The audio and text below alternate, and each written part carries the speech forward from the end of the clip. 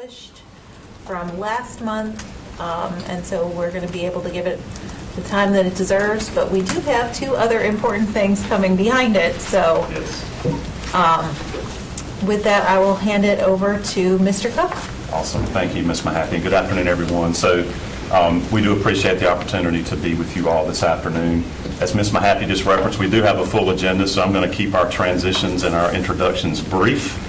I will mention that Student Achievement Committee, as you know, typically covers a breadth of topics from AAT.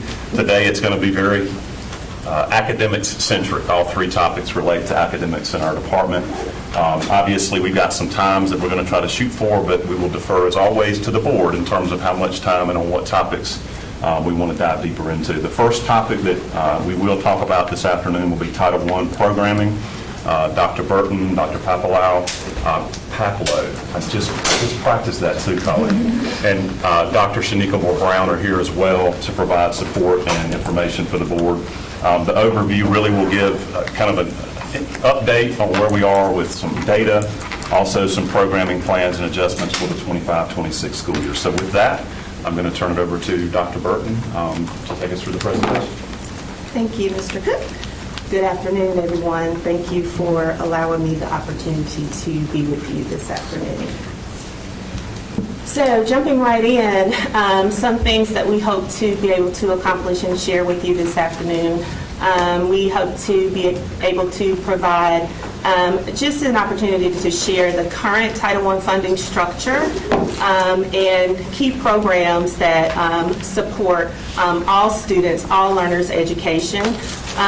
We are going to have an opportunity to talk about factors that affect Title I, including the metrics and the direct certification, which is the metric that we use to determine eligibility for school selection and eligibility process. We're also going to have an opportunity to highlight the implications of the funding changes, and we're going to talk about the impact of Title I funding by showcasing successful programming and initiatives that drive student achievement and school improvement within our district. So Ms. Papalow is going to share with us some information from a recent DRA study around Title I programming. So excited to share that with you. Which, by the way, the board will be getting the full study and evaluation. This will be a little bit of a preview in terms of the data that we're sharing. Thank you. All right. So just always to share the alignment with whatever we're talking with you about. And so when we think about Title I programming and its role in student achievement and being supplemental, obviously under Priority 1, student knowledge and skills, and Priority 2, student dispositions and well-being, supporting high-quality instructional core. When most people think about Title I funding, everybody always goes to the dollars and cents.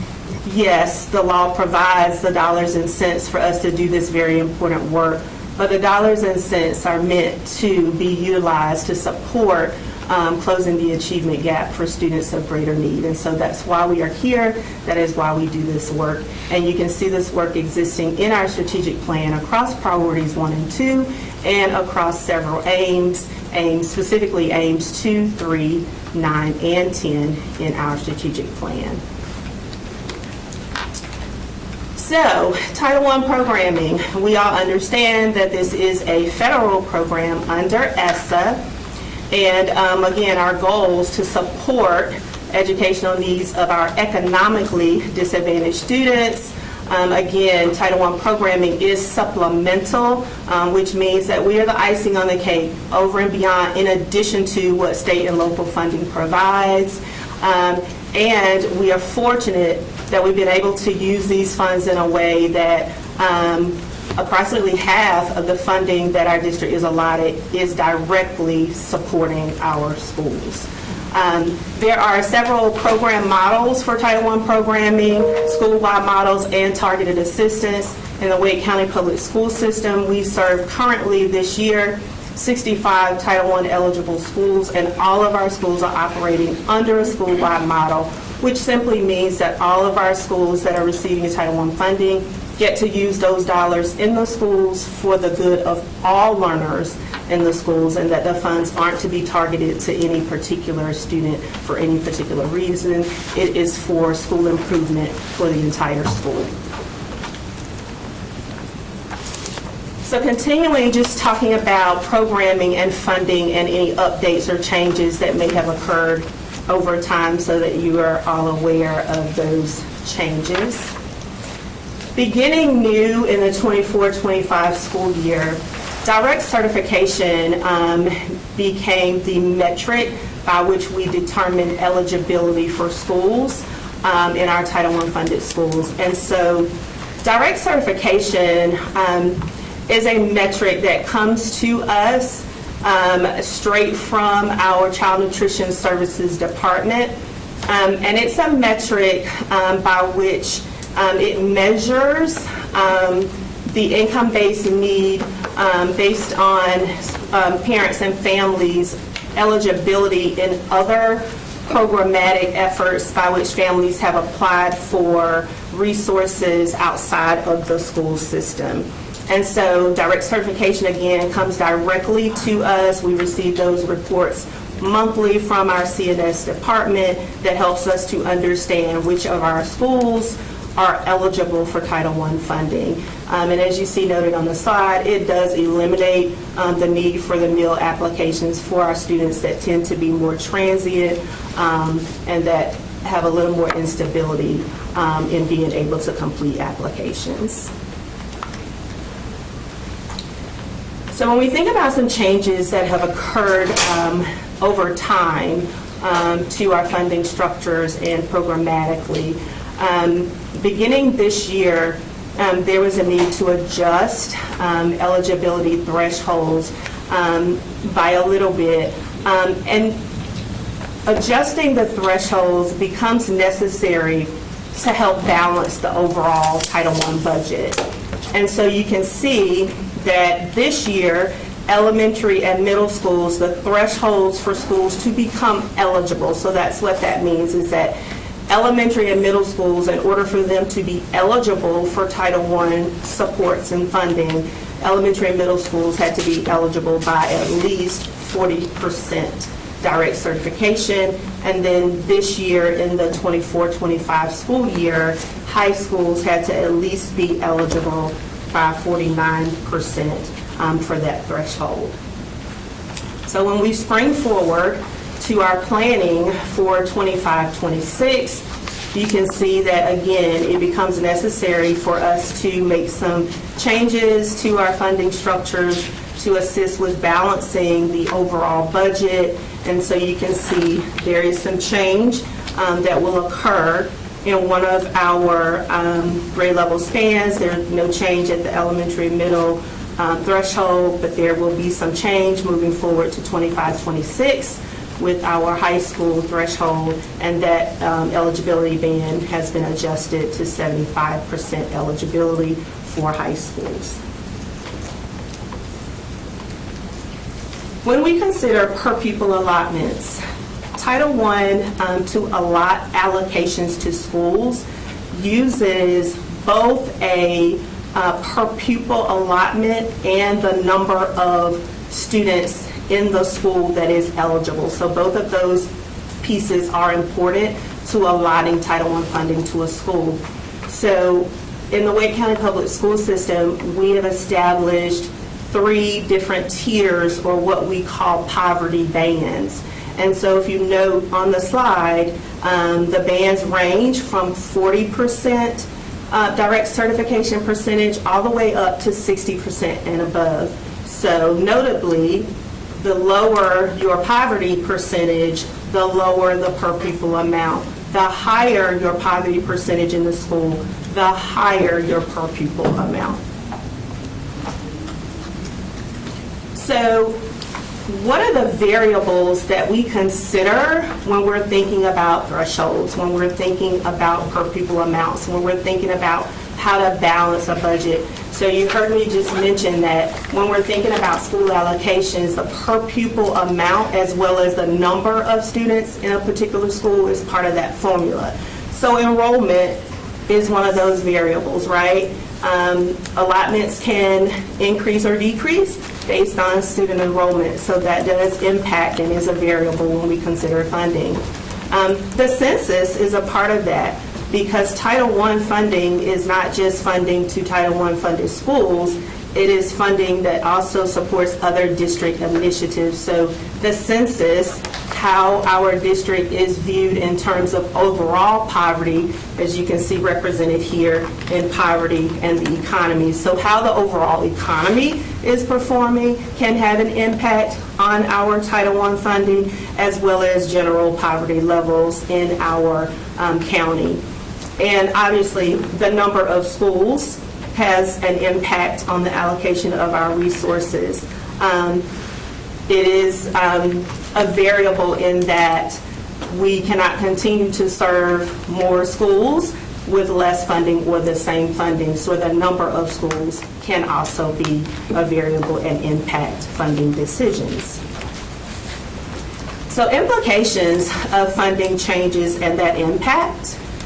So for 25-26, currently we have 65 schools. So for 25-26, we anticipate that we will be funding 58 schools. And so you see the breakdown. We will serve 42 elementary schools, 15 middle schools, and then we will serve the one high school, Longview High School. Currently, in this school year, our overall operating budget was a little more than $32.9 million. Pleased to say that more than 80% of that budget was direct student services support. That over half of that is directed to schools, but almost 30% of that invested in our pre-K program, ensuring that that support is for students at both the school and the early childhood levels. And so when we think about even district level support, less than 15% of our budget is spent there. The little bitty piece that you see unbudgeted there, that little 4.5% unbudgeted, is something that we are required to have as a federal program because it helps us to deal with the unknowns.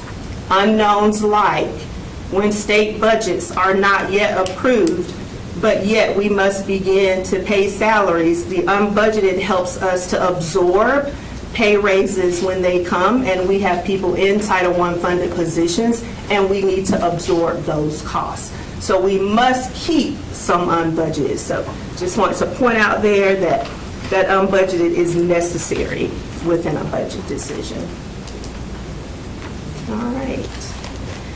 So as an impact of the funding, you heard me say that we will be serving 58 schools going forward into 25-26. So I will say here briefly that every year when we are anticipating balancing a budget, we face some schools falling out of status. We face some schools falling in status, as we did this year.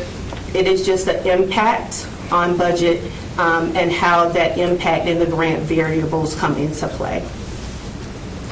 How does Title I support students, right? How are we doing this work in schools, and what is that over 80% of our budget doing for kids and families in schools? You heard me mention pre-kindergarten. Professional learning is part of what we provide for schools, and you heard me mention earlier that we are over and beyond in addition to what the district provides. Family engagement, a huge part of what we do for our schools. McKinney-Vento, making sure that we're supporting that effort. Program administration, just meaning that there is oversight to this federally funded program. Providing those school level supports. When you saw on the previous slide that there are central office level supports, those are boots on the ground people in schools supporting teachers and students, not people in central office and positions. They're people who are out in schools working and supporting students and teaching and learning sometimes summer learning resources, making sure that the kiddos, when they are at home, have resources at home in their hands to support continuous learning over the summer, and then opportunities for additional tutoring supports. Just a little bit about continued family engagement and professional learning. I love this quote that just says, when we're all working together, everybody succeeds, and that it's not just about academics. So this makes the point and the case for continued support around family and community engagement. And so we enjoy this work, and we know that it is very important work, and so we have a focus on family engagement, sometimes whole school events at schools, sometimes targeting families that need to hear from us the most, sometimes targeting families and kiddos that we need to pull in and kind of corral around them. And then we're excited that this year we've had specific opportunities to utilize the community mapping tool to make sure that we are engaging our community in these opportunities, building those relationships with school, community, and our families. Professional learning. Lots of opportunities exist to help build the capacity in our teachers to better serve our students, and prescriptively so, to try to give them what they need. And so lots of opportunities around our new learning model and our new levers, and making sure that what we're doing is aligned to those things, so that what we're doing, again, is not separate but supplemental to the district's efforts. So at this time, I'm excited to turn it over to Colleen from Data Research and Accountability to tell you about the Title I study, and to talk about how the priorities of the overall Title I program support student achievement. And so, Colleen, my pleasure to turn it over to you. All right. Thank you. I'm very excited to be here to share the results of our recently completed descriptive study. Keyword in there being descriptive study. This is a comprehensive overview, but I want you to think of this as like a mile wide and an inch deep, right? So we're giving you a broad brush, but a comprehensive look at what Title I looks like in Wake County Public Schools. So we know that Title I is designed to close achievement gaps and ensure all students have equal opportunities for a fair and high-quality education. And they have 6 priorities, which you see here in these bubbles. And we took a look at describing some implementation data focused on these efforts. And I say we in the royal sense. The author of this study, Dr. Alligood, is sitting there and can be here just in case I need backup for specific questions. But we, and again, royal we, Dr. Alligood looked at a lot of data to examine Title I programs, including WCPSS internal databases, Title I documentation, meeting agendas and notes, HR data, and then perception data from families, students, teachers, as well as looking at some data from DPI around the school report cards and EVOS data. Now, the first 3 priorities are focused on supplemental instruction, instructional coaching, and intervention support. I should note that the instructional coaching and intervention support are not unique to Title I schools. Non-Title I schools also provide that, but the intensity and frequency in which they are able to do that is amped up, as Dr. Burton pointed out, as they have additional resources available to them.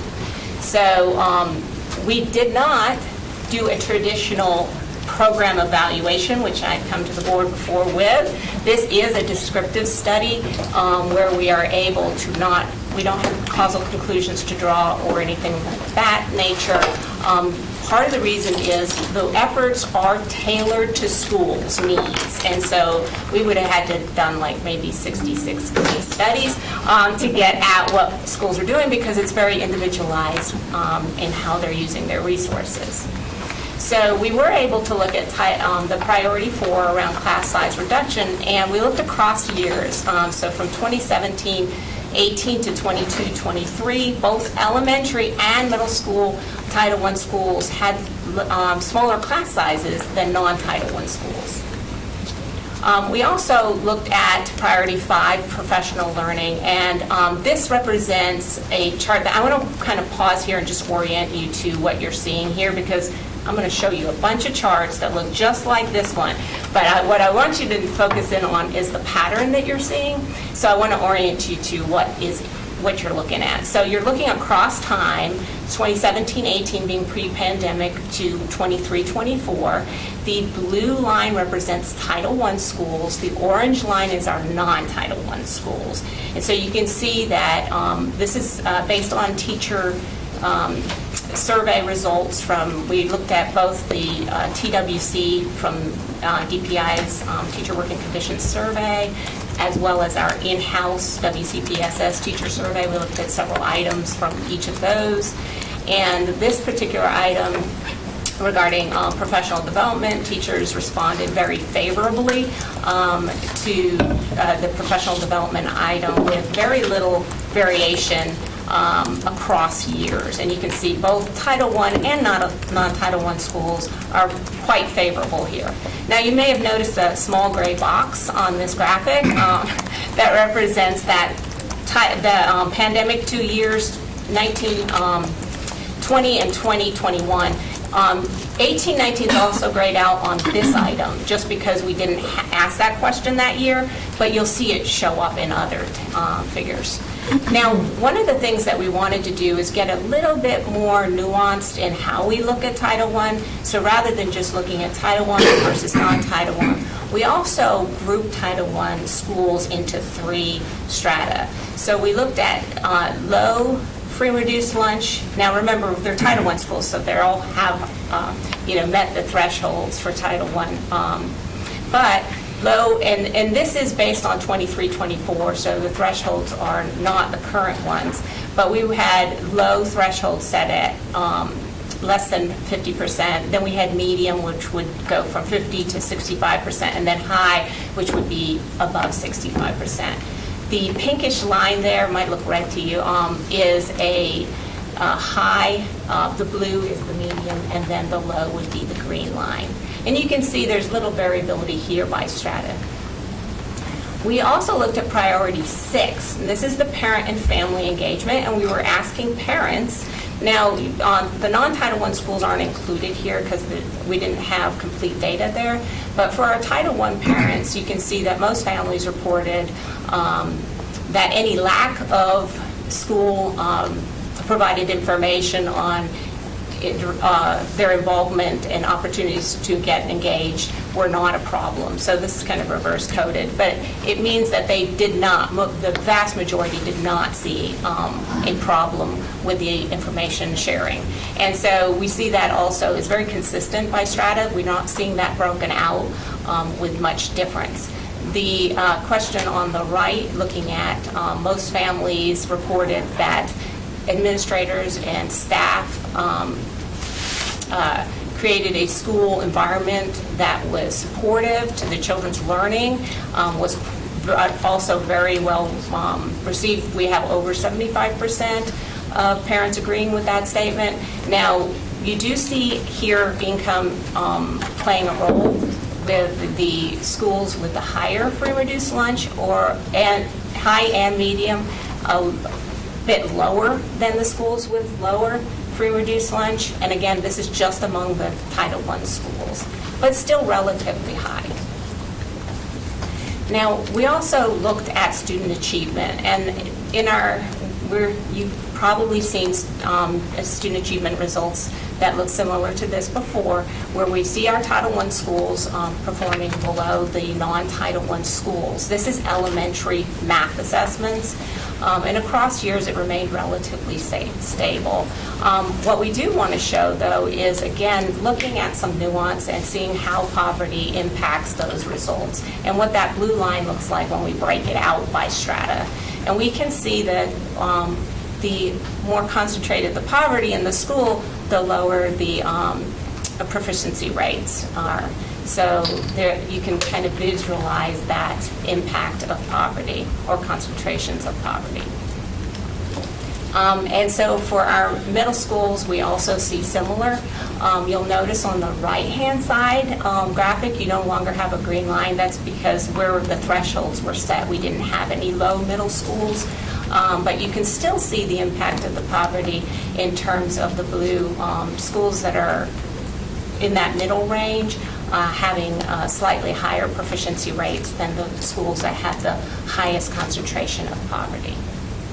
And that's for our math. And then when we look at our reading results, very similar patterns with lower across the board, across the years that we considered for Title I than non-Title I. And breaking that Title I blue line out again into the stratas, we can see the impact of poverty, once again showing that those schools that have greater poverty also have a lower proficiency rate. And we see the same pattern again in our middle schools.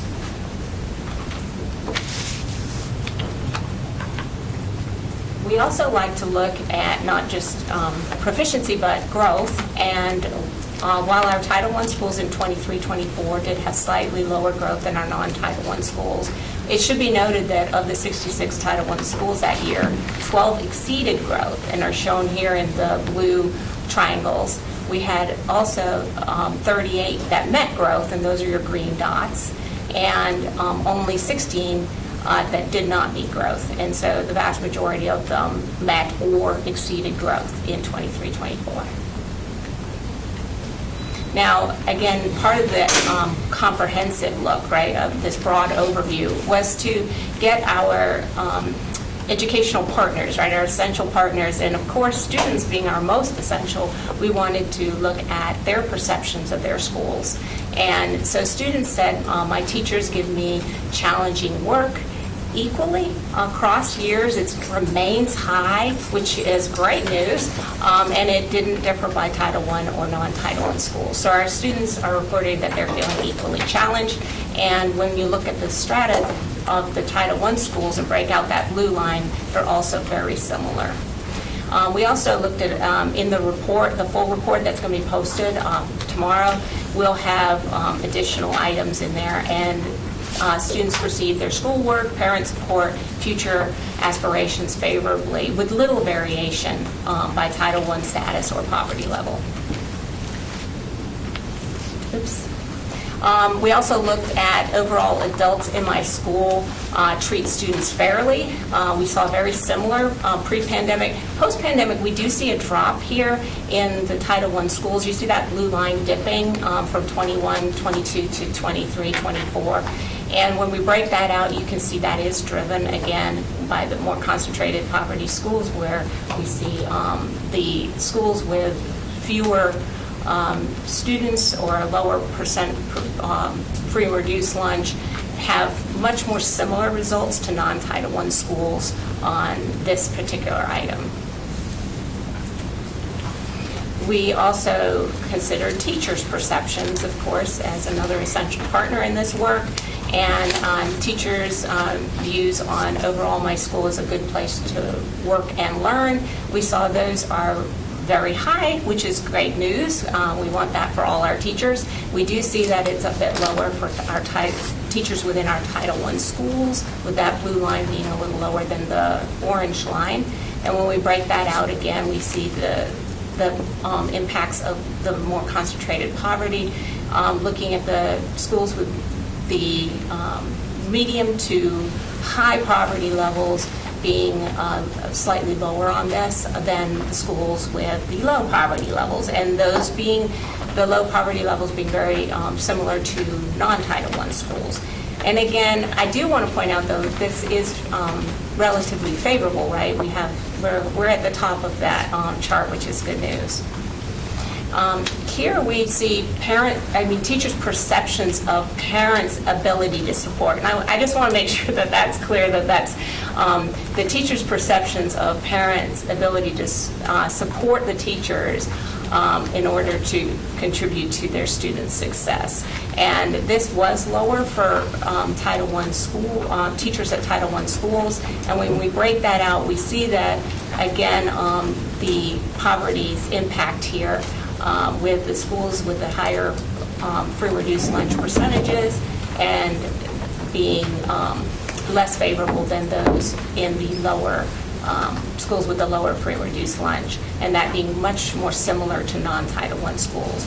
Again, and this is their perceptions of how much parents can support the teachers, not the kids. Just want to make that clear. But there is a difference there. And I'm going to turn it back over to Dr. Burton to share some success stories. Thank you, Colleen.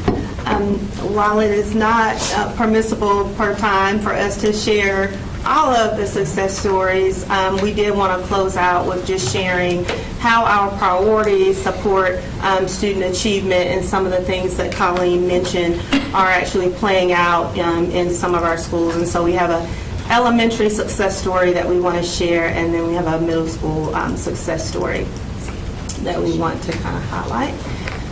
So Beaver Dam Elementary, when we looked across what constituted success, we looked across culture, strong academic growth, focused instructional practices, and how the school was innovative in support structures. And so for Beaver Dam, they really worked to change the culture of their school and working around that TWC data, and they worked to get 96% of their staff agreeing that the school was a great place to work and learn, and so that was up a significant amount, and they really worked to build that atmosphere of trust and mutual respect.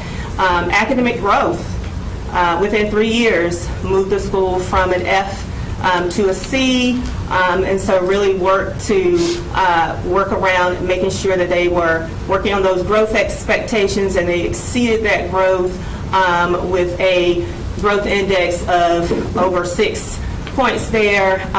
Focus on instructional practices. They really had a focus on that high quality instruction and really using those high yield instructional practices there. And teachers were the star with this, with making sure that they were actually leading those PLCs and working as partners to bring about that change. And then innovatively just incorporating STEM, and they worked to use their Title I dollars to support tutoring programs and making sure kids had books that they could take home and read. And keep those books at home so they could build those libraries at home, as opposed to having to bring those things back to the school. And then utilizing dollars to support kids who traditionally need additional support. So using Title I dollars to provide additional staffing in school, as well as to reduce class sizes at the school. So that's one of the ways that Title I programming has helped to support success in one of our elementary schools. So when we think about Neuse River, same 4 categories there. So culture, again, this school worked on that TWC data, really identifying where the data offered opportunities for growth and trying to support filling those gaps. So they focused on a real override of some things that they had in their school's vision, and they had a real focus on teacher wellness, right? Realizing that if my teachers are well, my kids are going to be better and they're going to be well. So real strong focus there that showed up in their academic growth. They had strong PLCs. They focus a lot on their subgroup data in terms of moving their overall academic growth for the school. And then their instructional practices as well. Lots of learning walks and walks with beginning teachers to help them become confident with strategies, and then school-wide efforts. And they had a professional learning menu that they worked on as a school to decide what is our focus and what are we going to be working on in terms of professional learning. And then innovatively supporting the teacher, the family, and then using their data to identify subgroups that really needed additional support. And for them, it was their Hispanic population. And so just making sure they were using, for example, their Title I family engagement dollars to do some specific things for that particular subgroup of families at their schools. So these are just a few examples of some successes. So at this time, we will move in to any questions that you have. Okay. I know we've got success stories, we've got survey information with that survey coming, and I think the biggest amount of questions are going to come with funding. So I'm going to start with Chair Hagerty and then go to Vice Chair Swanson and then Ms. Gordon. I don't know why I can't say Swanson today, I'm sorry. Thank you. So, Dr. Burton, there's a lot of news about this item coming to our committee today. And after going through the entire presentation, I think I understand this, but I want to ask the questions to make sure I get it.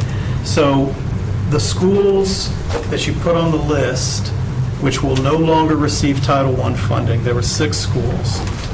And you also identified a lot of different variables that can influence when a school qualifies for Title I funding. Of those 6 schools, was the change in status all determined by the change in our formula, or did any of those schools, or any of those schools moving out of Title I for any of the other variables? Great question.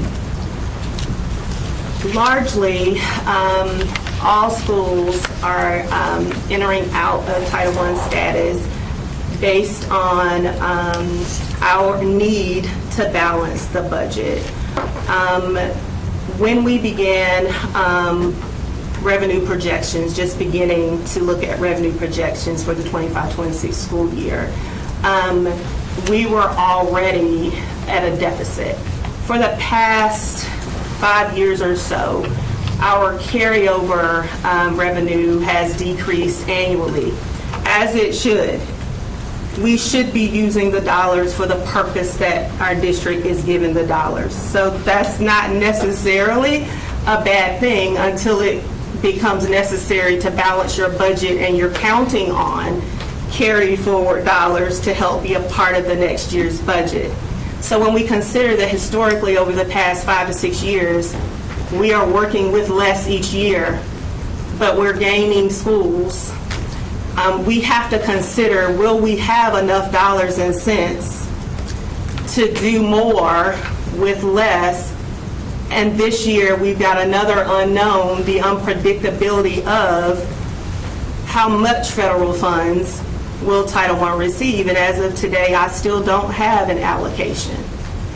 So we had to look at what funding all of our current schools were going to cost us, and also forecast with the current thresholds that were in place, the potential for bringing in even more schools at the current thresholds and what that would cost us. And when we did that analysis, we were simply over budget and had to make some decisions around moving our thresholds to be able to balance our budget.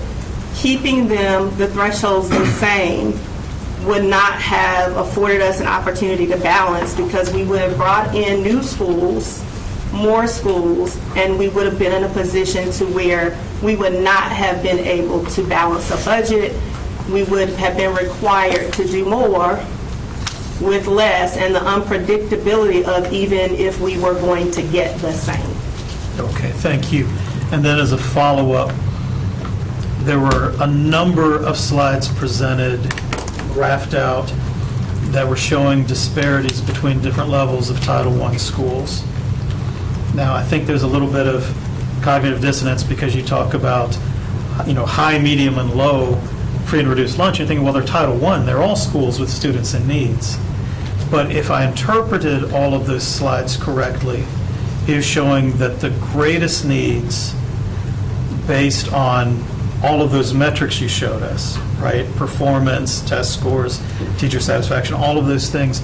The greatest needs were at the schools that would have had the highest percentage of the free and reduced lunch students. And so changing the number, the qualification number from 50% to 75 would put more dollars per student in those highest need schools. Is that, did I read that correctly? Absolutely. Okay. All right. Absolutely. And so then that's, the goal here is that if you have to reallocate, put more money where the need is greatest, rather than try to spread it more thinly across more students. Absolutely. Okay, thank you. Okay. Mr. Swanson? Yes, thank Then you. Ms. Gordon. Chair Harity hit on a couple of my questions, so I will just get to my next one. But thank you all for pulling this together and really help diving through, because I do know that when folks read this, I know I received quite a few calls about what was the shift and what's the cause and what can folks do to support. But my question is, for those schools that are no longer going to be eligible, what support will be put in place for this school year to help those students? I'm primarily talking about SCORE Academy. SCORE does a lot of great work to support students, all students, and meet, they have a very student-friendly team of folks that are helping meet those students where they are and pushing them to their potential. So what support will they receive this upcoming school year or next school year? That's a great question. So to answer it, I'll draw the board's attention to page 121 of the board's budget, which essentially is a line item for $1.6 million of locally appropriated funds for 25-26 to serve as a bridge of support in that year of transition as Title I funds are sunsetting for those 6 schools, including SCORE, Mr. Swanson. The board's proposed current budget includes a line item in there to provide financial support to those schools. I don't think that it covers necessarily what they have earned in the past in terms of Title I funding, nor was it intended to match it exactly, but it is intended to be a bridge of support for those schools to enhance programming and to provide an opportunity as a step down rather than a cliff when it comes to any impact. I'll also note, Mr. Swanson, that while externally it may have been news in terms of the shift for those 6 schools, this is something that our teams have forecast with those 6 schools for well over a year, and so we've been making work to prepare accordingly for 25-26 with those schools, with area superintendents, with principals, et cetera. That's And I'll just add, that was a non-negotiable for me, that I knew that when we made decisions in terms of eligibility and what schools would no longer be there, that I wanted to ensure that those schools had bridge funding where it could have been actually $0. We wanted to make sure there was a transition for this upcoming school year, and certainly that'll be a part of any budget work that we do to provide additional support to any school that's not Title I, but very close to the percentages. So it was intentional for this year. Thank you. Ms. Gordon, and then Dr. Ng. Thank you. This is all great information to have. It is interesting to see where the disparities lie. But my question kind of hits on what Mr. Haggerty and Mr. Swanson kind of touched on. Seeing that there is we see that there's a clear correlation between the highest need and things like parent and family engagement and student achievement. And we talk a lot about equity, so we know that money is being now moved and allocated for those highest need Title I schools. But I guess what intentional, targeted effort around things like family engagement are being put into place for those schools? Dr. Merlin is passing this question. Yes, ma'am. So thank you. Great question. Title I requires that we set aside at least 1% for family engagement, which would be about $334,000 from our budget. However, here in Wake, we set aside 3%. So we set aside $1.1 million of our overall budget for family engagement, and Dr. Burton and her team do an excellent job. Family community engagement is definitely a shining star for our department, and so things like the Family and Community Engagement Summit, the work that her team intentionally does with schools, their partnership with PTA, of course I'll say that. So all of those things definitely help to bolster our family engagement work in Title I schools.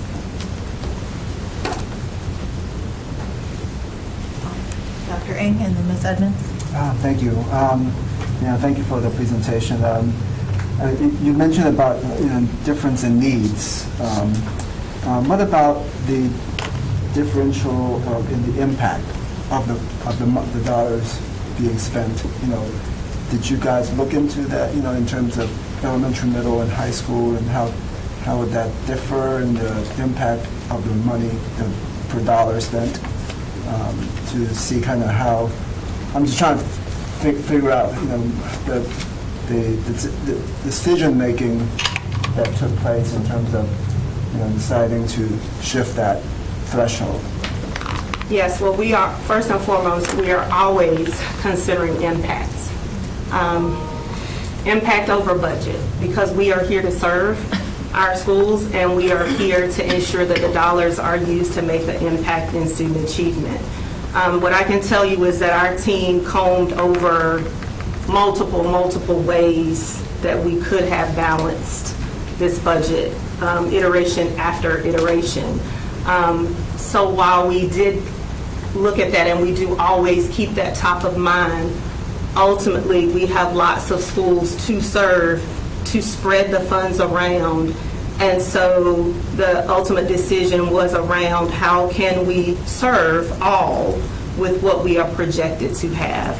So we are dedicated to continuing to look at that and other variables that will come into play as we continue to do this work around making sure that we're able to serve who we are supposed to serve, and make sure that we're doing it in a way that makes that impact that is going to give our kids and our families what they need. And Mr. Ing, I'll just add to that. I don't want to gloss over. I know sometimes the success stories at the end of a presentation can feel like kind of a feel-good to end with. But that actually, I think, gets at your question. It's incumbent upon us to identify, I think, to the point of your question, not just how much money is going to a school, but what is the formula that schools are using that maybe are having success that appears to be a positive outlier from what peer schools who look just like them with similar demographics are able to do. So I think that's part of the reason we want to include that, because that's ongoing work that Dr. Burton and her team are engaged in. So it's not just what we're allotting, how much we're allotting, but it's also what are schools doing with it. This seems to be having some really positive affect. Yeah, I guess my gut instinct is that at the earliest grade, youngest grade level is where you can have the most lasting impact, at least for the dollars being spent. So I don't have study, but I just that's my gut instinct.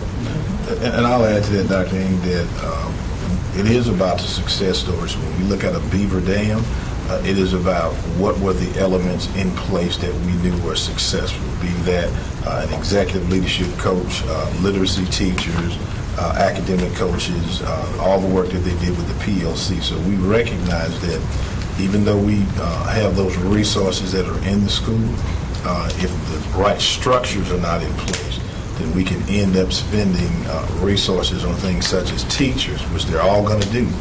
But if we don't have the right kind of professional development, you could have two schools that spend the exact same money on teachers, but the support is different. And so that's one of the things that we clearly look at is what are those structures that we know are successful, and how can we support a school in that process. The other thing I think that we continue to have to look at is schools that, again, are similar to that in makeup, but don't reach the threshold of being Title I. How do we provide a similar kind of support? Because what we've recognized is that we can put all of those supports into a school that's Title I. As soon as they come out of that status, then they lose all of those supports. And that's what we want to make sure that we can sustain, whether they're Title I or not. But great point that you make, and that's part of the work that we have to continue to do. And to Dr. Taylor's point, and I want to share this because it's pertinent to the point he made around professional learning and what our team is doing to try to support when we see processes that are working, and how we're trying to put those things and sprinkle those things out there and have that accessible to everybody. One of the things that we began this year was our team put together a professional learning menu for our schools. And so we've done that to be able to highlight professional learning that we know is evidence-based. And now not just research-based, but evidence-based. And so in sharing that across the grade level spans with our schools, these are some evidence-based PLs that you may want to look into having an opportunity for your schools, aligned with your school improvement plans, We also did that around resources and expenditures, resources, tools, things that could supplement the instruction, because we want our schools to understand what are research and evidence-based tools and practices that you have access to in alignment with your school improvement plan, in alignment with the instructional learning model, and in alignment with the levers, because again, we want to supplement district efforts and not to be different, but we want to be extra, more and above what is happening at the state and local level. Ms. Edmonds and then Ms. Caulfield. So on slide 13 with the pie chart of the budget where you said that we're required to have that unbudgeted amount, is that by federal law or we impose that requirement? It is not we, it is federal, that we have a cushion Okay. for all things unknown, because there's always something unknown.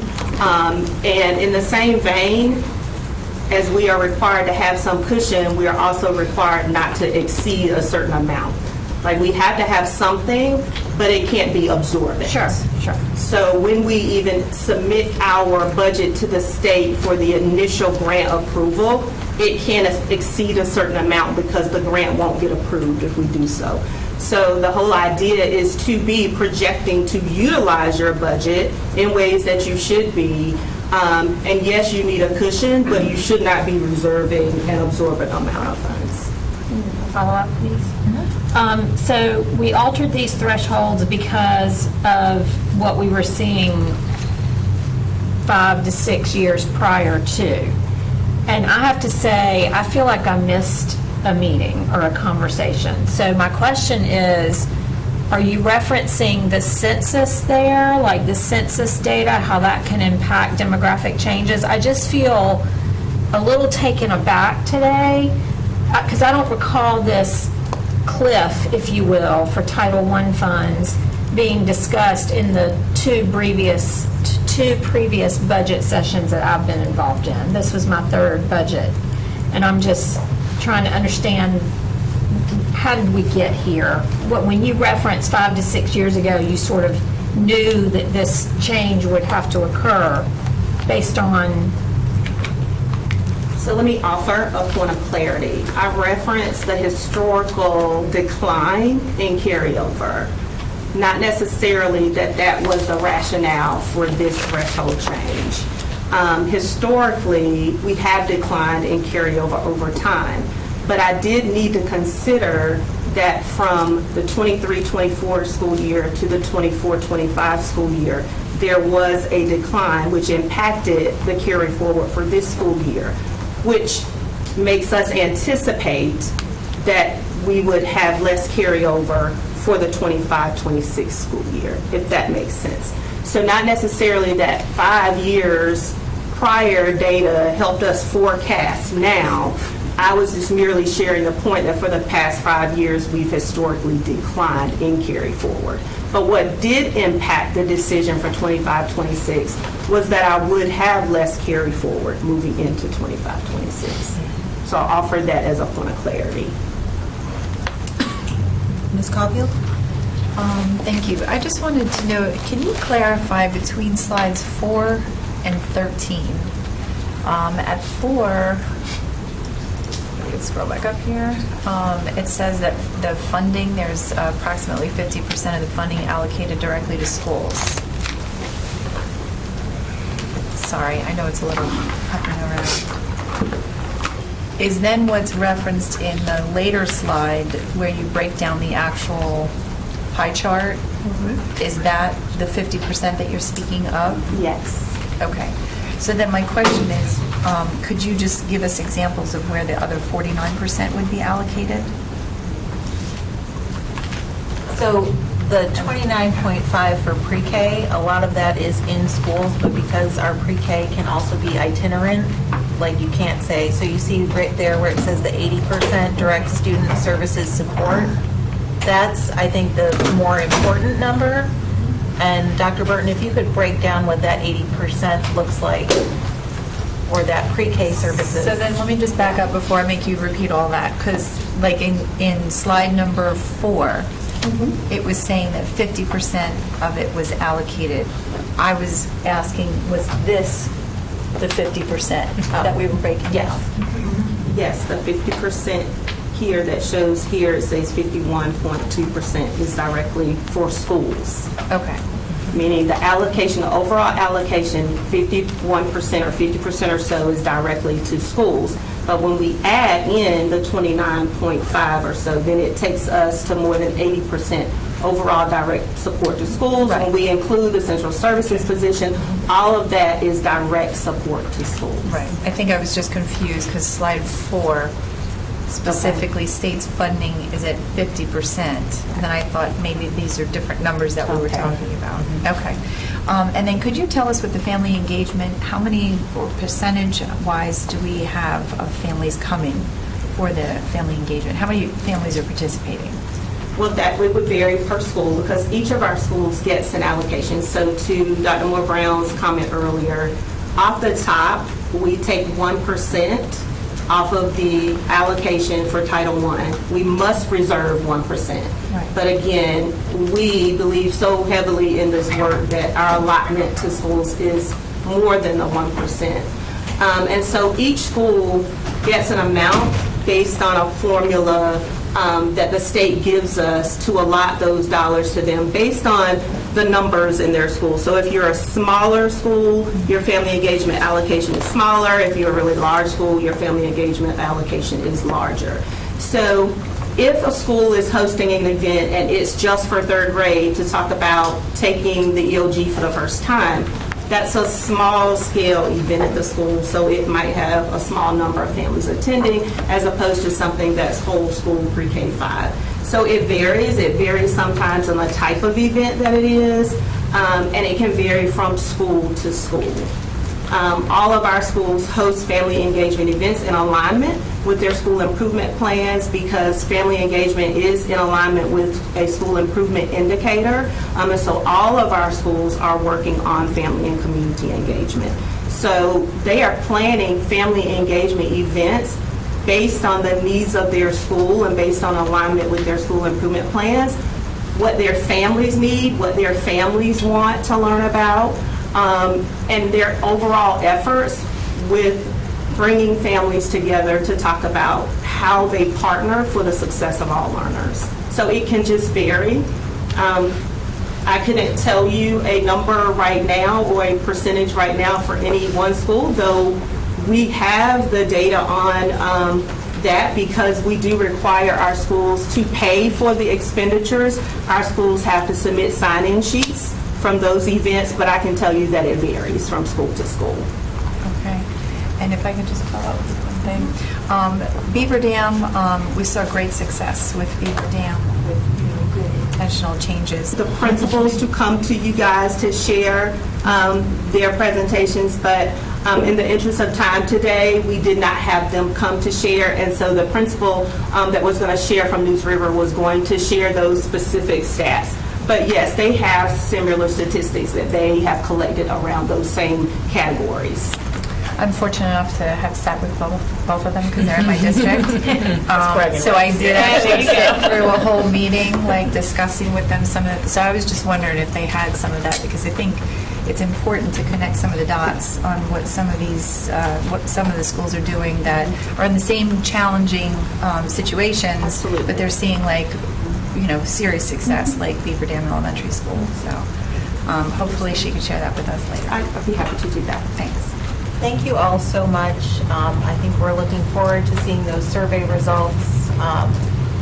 You know, we know that there's root causes to a lot of these issues, and we know that those survey indicators can help Dr. Burton and her team move forward with how we can then help our students and our families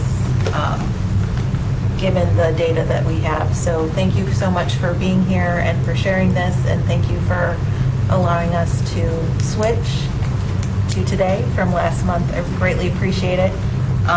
Dr. Moore Brown and Mr. Cook are going to be staying with us, and we're going to switch over to our Advanced Learning Services Empowering Potential, Part 2, and looking at our draft AIG plan. Take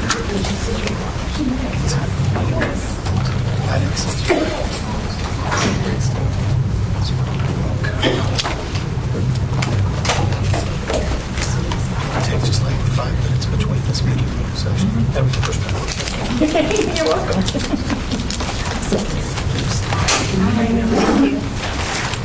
So as Ms. Sproul Roberts is coming around with some hard copy information, which by the way, you've also got loaded in Assembly for electronic access, but given the volume of documents, we felt like some may benefit from hard copy. So she's coming around with that information. That includes some feedback that we're seeking and clarifying questions, those kinds of things from board members. We'll talk more about that in just a few minutes. Ultimately, and you notice this does say Part 2, this does connect back to our presentation and overview from Advanced Learning Services on March the 18th in this meeting. The primary goal this afternoon, understanding that time is somewhat limited, is to share the updated draft with edits, and you can see everything that's been highlighted, that's new, that's been struck through with the current plan that's proposed for the new plan. We'll provide an overview of that. We'll also share some a student voice who's at the table with us today.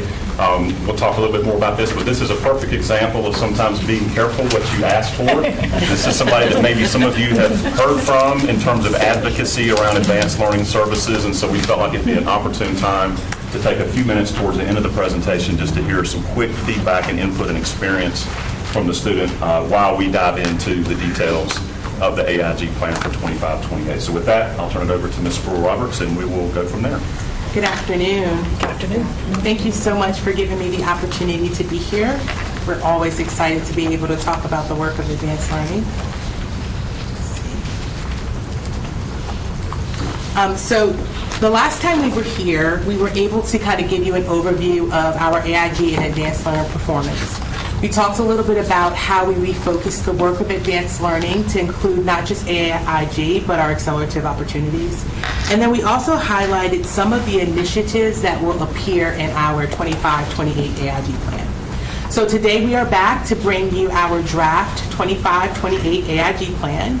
We want to be able to kind of recap some of the high school highlight, because that's what you'll see a lot of with new information in our plan, with a focused effort on connecting that work with high school practices. And then we do have a special treat, a spotlight from one of our WCPSS students that will tell you a little bit about herself. So of course, we always start off with the the strategic plan, and wanting to make sure that we are aligning our practices to priority 1 and 2. I know you have heard that before, but when we talk about advanced learners, that also applies to them. So making sure that they have the gamut of experiences and opportunities within our county to be able to flourish as Wake County Public School students. So now we're going to jump right into our AIG plan. In front of you, this is a hard copy of our red line document. 3 years ago, when we came to the board table or the Student Achievement Committee, we were asked to make sure that we brought a red line document. And so we wanted to make sure you had that today to be able to highlight some of the changes that are being made from our current plan. So what I want to do now is to kind of go through each of the standards and what you will see in our red line document. As Mr. Cook mentioned, you do have this in an electronic version, so you do have a feedback form as well as the red line document electronically. We're hoping to be able to collect some of your feedback and ideas, suggestions, or questions next week so that we can be able to incorporate that and bring this back to full board approval in June to be able to start a 25-28 school year. So as you look at this document, again, you've seen this before when we've met. These are our program standards, and they are the requirements for our AIG plan. So each of these standards have substandards, as I mentioned before, and we must write each portion of our AIG plan to those particular standards. So as we go through this today, I just want to give high-level overview as to what you will see in each of the standards. So for Standard 1, if you remember our last plan, our previous plans, we spent a lot of work on student identification practices and trying to make sure that we're expanding excellent opportunities for all of our students. We talked a lot about gifted identification opportunities, so you won't see a lot of change in Standard 1. What you will see is some changes in word formatting, making sure that it is clear. We were able to work with a cross-collaborative group of people to make sure that it is reflective of all the needs of our Wake County students. We also worked with someone in communications to make sure when you read this plan that it is understandable and you understand the practices and what is trying to be conveyed. So, in education, we love to use our acronyms and our letters, and so we did a lot of scrubbing of this document to make sure that we didn't just have letters or numbers and abbreviations, but we're able to kind of spell some of that out. So when you go through the red line document, the language you see in green is just a revision of the language that may be there. So that is some of what you'll see in Standard 1. We also did update our universal screening to 2nd grade instead of 3rd grade. So as we moved into our 25-28 school year, we started this year with universally screening our 2nd and 3rd grade, and we will continue to do our 2nd grade moving forward. For Standard 2, you will see some subheading changes to make it more clear for you to be able to understand what is happening for our elementary, middle school, and high school specifically.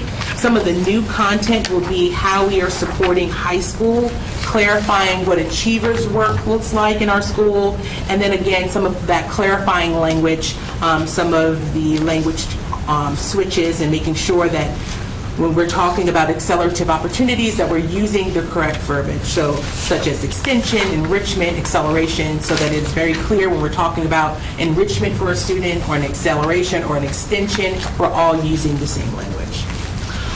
In that particular standard, you'll also see some highlight of the high school coordinator who's here with us today.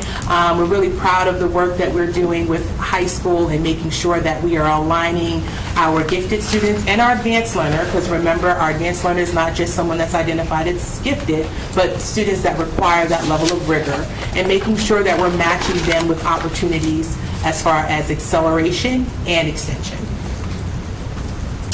What you will see in that section is the removal of explorers, being that we're going to universally screening our 2nd graders. And then there is the removal of Wake Camp due to funding. We're hoping to be able to bring that back. You will see 912 is added specifically in that subsection, and that we have changed one particular substandard because the state had moved one of their substandards to another standard. So you'll see that is omitted from that particular substandard. Then as we move on to Standard 3, again, you'll see some of those word language changes. You'll see in a spotlight on our community access liaison, and so that is the contracted work that we have with actually one of our AIT teachers who has a prominent purpose in gifted education that really is working on looking at some of those community-based opportunities and trying to align our students to those. Some of that work has been going on for a couple of years. Her most recent work has been able to link us to the Chamber of Commerce, and we actually have been invited to the Perspective Conference to actually have a table to be able to have conversations with local businesses to be able to promote advanced learning with them. You will see also that 912 symposium specifically for our AP teachers. This is a connection that we're really proud of, creating a PLC for that group. That has not happened before, making sure that they too have a community of support and aligning what is being taught in our AP classrooms to make sure no matter what high school you attend, that you receive a level of rigor in that AP classrooms. We've been able to partner with NCAP to be able to recreate that specifically for our Wake County teachers. We were able to send quite a few of them to APSI this summer, and I think they'll value that experience because there's been a lot of changes and updates to what those practices look like for AP. For Standard 4, you'll see some updated demographic information. Again, some language changes, just reminding you anything you see in green is just a modification to that language. You will see specific supports based on grade level spans. So you will see K-5 supports and what that looks like, 6-8 and 912. You will also see how we're explaining our supports for 912 teachers, specifically, again, looking at those who are teaching our AP courses, since we have so many students who actually indulge in those opportunities. You'll also be able to see the professional learning and support that is actually spelled out in this particular section that we provide for our teachers within the building. In Standard 5, dealing specifically with our partnerships, you'll see explicitly states that schools will host annual meetings. We've mentioned that before, but we wanted to make sure that that was explicit and that all schools recognize that that is an expectation, that we are hosting annual meetings with our families to be able to share what practices for our gifted learners look like, how are we supporting them in the building, and that we recognize that that should happen on an annual basis. Also, you will see in that specific section how there will be guides that are available for our community partners and our families, just really outlining, and that was some of what we have gotten back from our feedback, just outlining what are those advanced learning opportunities, how do I access them, and knowing a little bit more about that. So we heard that feedback, and that will definitely be provided to our schools and our district website. Oh, and then also kind of spelling out our partnerships specifically with NCAP, Wake Ed Partnership, and Raleigh Chamber of Commerce. The last piece of this is Standard 6, and so in that you will notice the plan writing process is in there, and so just to kind of spell that out a little bit, I think I told you the last time we were together, you know, it is a cross-collaborative group. We tried to make sure we got feedback from all of our essential partners. We looked at the feedback from the state, from our previous plan. We also wanted to make sure, like I mentioned before, the readability of that plan, so to anyone that can pick that up, you don't have to be in advanced learning in order to understand what the expectations of that is. We have had our listening session and was able to kind of bring back that information to our team to be able to say how does what we're hearing impact what actually goes in our plan, and how do some of that mold practice, and so that work continues. We also talked about how data is reviewed, and so we really wanted to be able to spell out the difference between how you review data to make sure that we're getting a return on our investment and making sure that we are seeing the progress we want to see, specifically in our K-8 schools, and then that might look a little bit different for 9-12, but you will see that spelled out in our draft plan. You will also see the updated demographic data for that specific section, as well as added subheadings just for ease of readability. What you also will notice in our document is that when we submit this to the state, there is a source of evidence section. Some of that source of evidence section may not be updated, so it's based on this current plan. As we finalize our plan and submit that plan, those sources of evidence, what fueled that specific standard, will be updated, and so we'll make sure we update those. Also, the piece that does not appear in our publicized plans are ideas for strengthening. So I have had the opportunity to talk with several of our essential partners, even got feedback from some of our students. And there's some ideas for strengthening, which will continue the work that we do in what we call, we love our acronyms, our E2C2, which really is our Expanding Excellent Collaborative Team that will be monitoring the work of our AIG plan.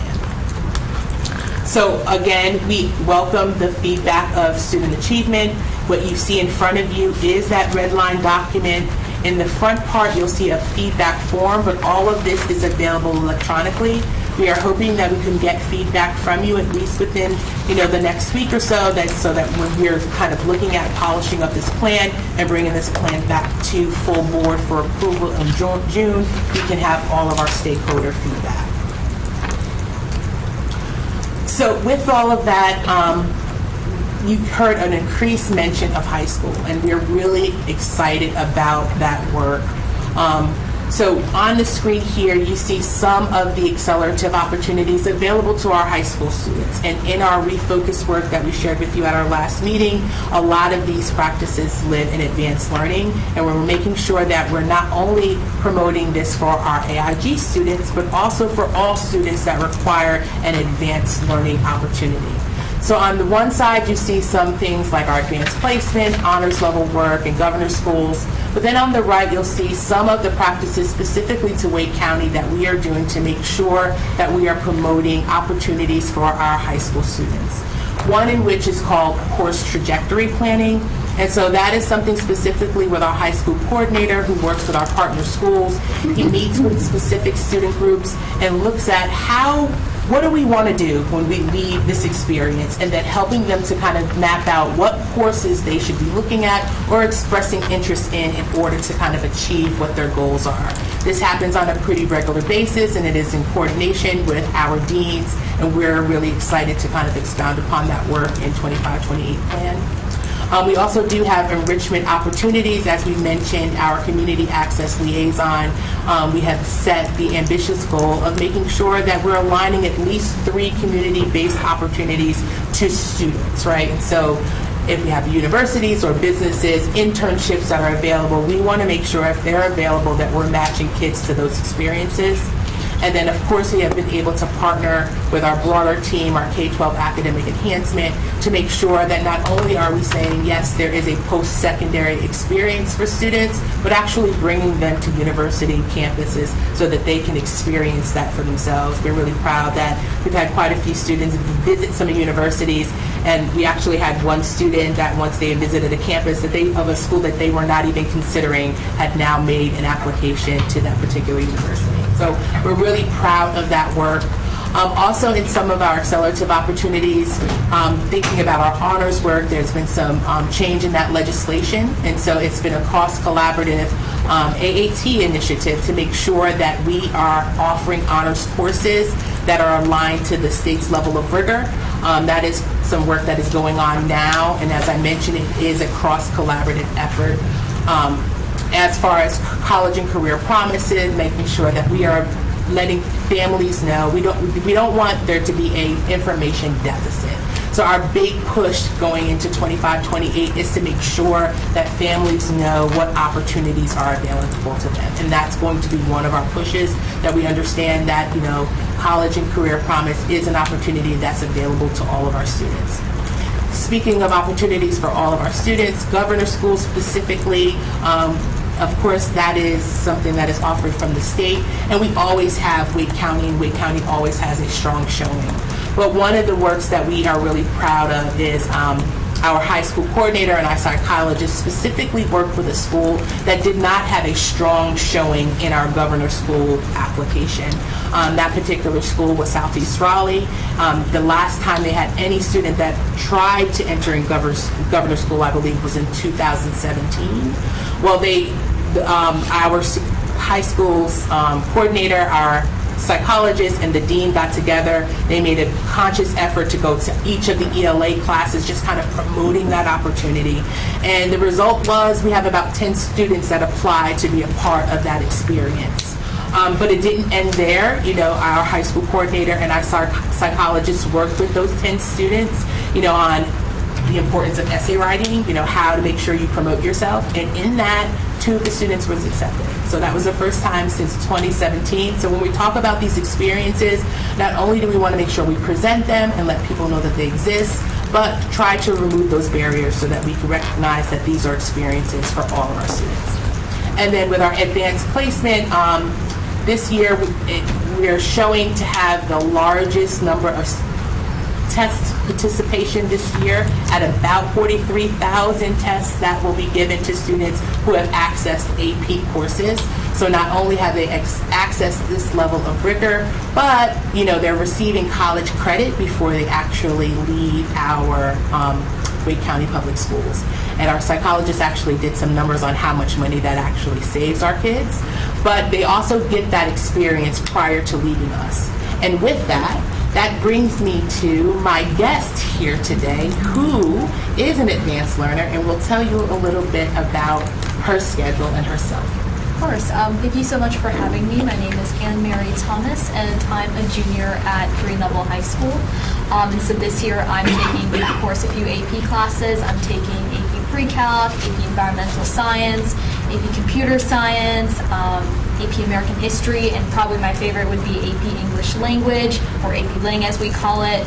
And in my upcoming senior year, I'm a rising senior, I hope to take AP Literature, AP Chemistry, and AP Statistics as some of my courses for the upcoming school year. So one thing I'd like to talk about would be AP Language, AP English Language, which I took this year.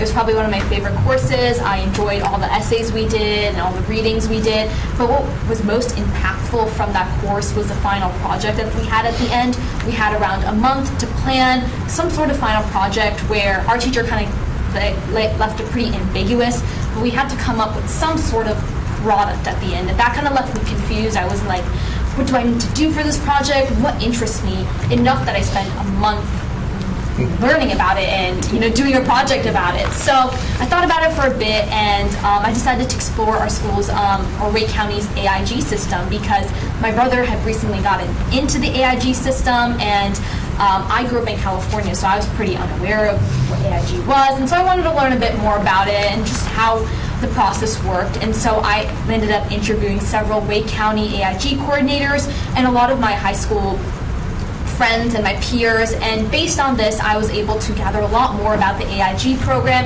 and I was able to realize the impact it had on the gifted child syndrome, and also the impact that test taking had on high schoolers from the AIG program. So I thought this was a very cool opportunity that I was able to get through the AP course that I took. And in the future, I hope to work in some sort of intersection between chemistry and business, because those are my two favorite subjects at school. And I'd like to thank everyone for having me today. Thank you.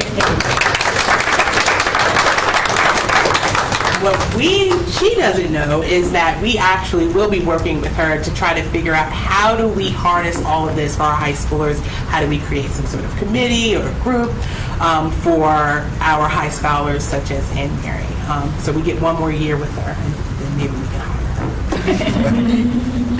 So just wanted to close with our planning timeline. So we are here today to seek your feedback as we try to propose our 25-28 plan. We want to be able to bring this back to full board for full board approval so that we can be ready to implement this plan for our 25-26 school year.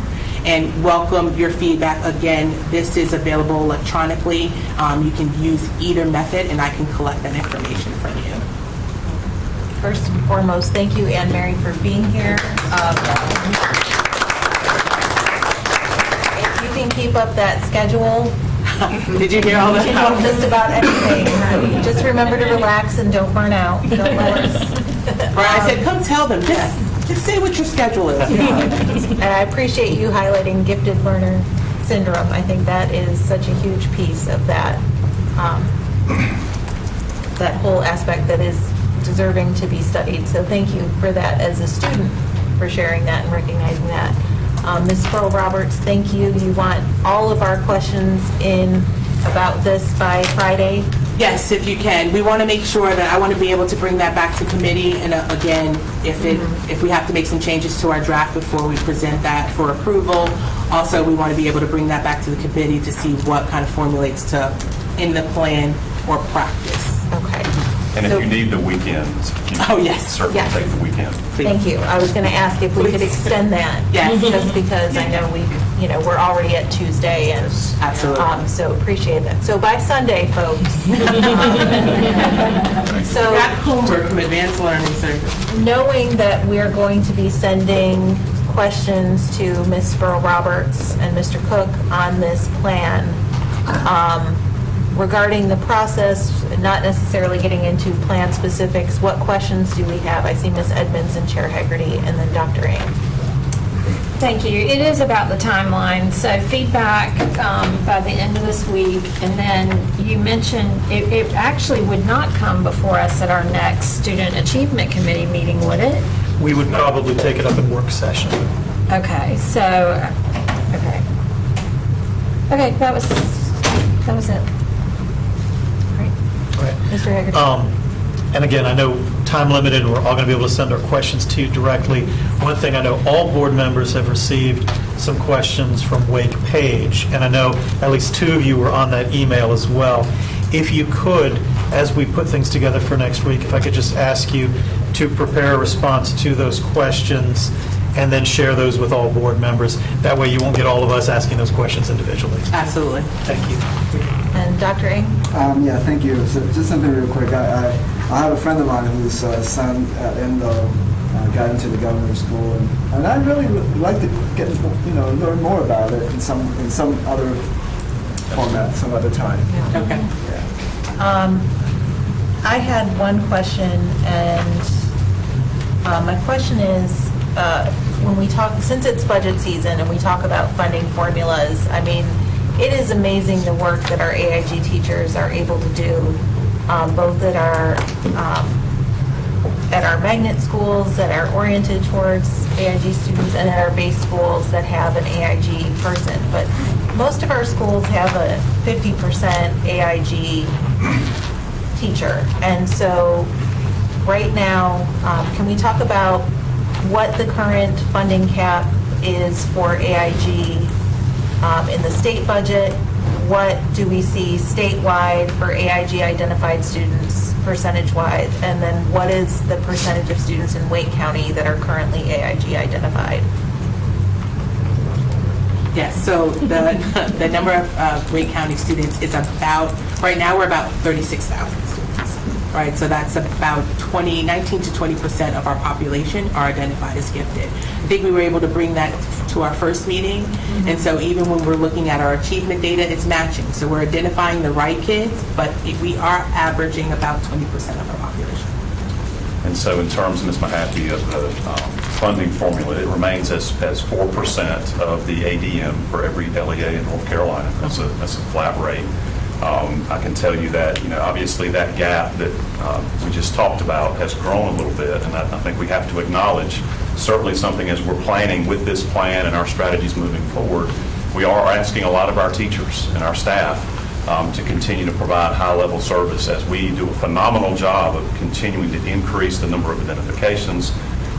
Any notion, I think, a little bit in terms of, there's always this idea under the surface that maybe we're watering things down.